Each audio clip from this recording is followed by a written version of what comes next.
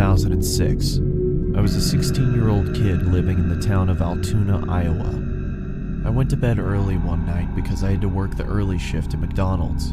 As I slept, I had a dream that I was running through downtown Des Moines, but I wasn't on a jog. I was running from something. As I ran around the corner of a building, I came face to face with my pursuer. A tall man wearing a trench coat and a top hat stood in front of me.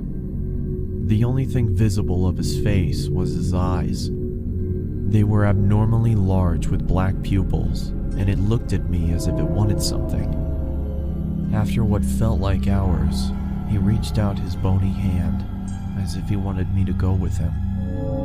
I woke up violently from my dream, and after catching my breath, I peered around my room to see if I was safe.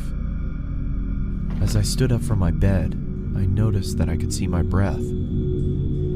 Feeling confused, I checked my window. I then walked over and checked my vent. I could still feel warm air coming from it. As I sat back down on my bed, I tried to figure out what exactly was going on. That's when the figure from my dream appeared at the foot of my bed. I scrambled back to my headboard. What do you want?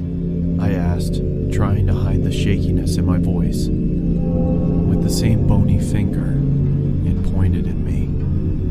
Growing up in a religious home, I believed what I was looking at was a demon. I told the creature to leave.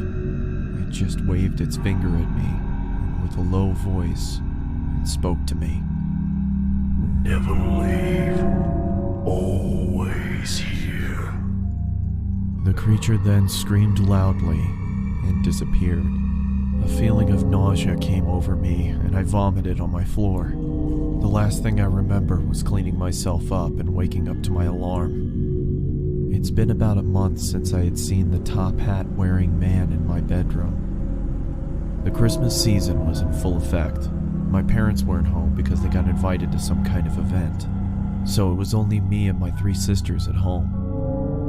I had to wake up early in the morning for work, so I decided to go to sleep. I rested my head on my pillow and closed my eyes. Not even 30 seconds passed until my sisters burst into my room and started singing obnoxious songs.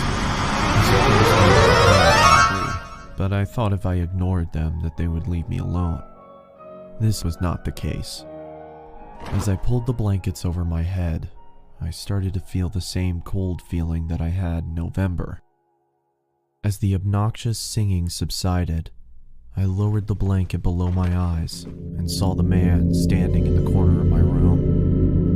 In one swift motion, he charged towards me, and I blacked out. When I finally came to, I found that my sisters had locked themselves inside the bathroom. As I knocked on the door, they told me to go away.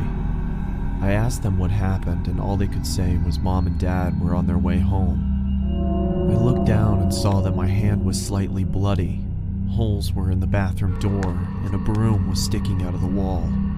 I then walked into the living room and found that there were knives stuck into the wall as well. The same wave of nausea passed over me, just like in November, and I threw up again. As I was cleaning up, my parents walked through the door. My father immediately walked over to me and gave me a good beating. Then he sent me to my room. I went to bed crying. Not from the beating. I was crying because of the confusion. I had no idea what was going on.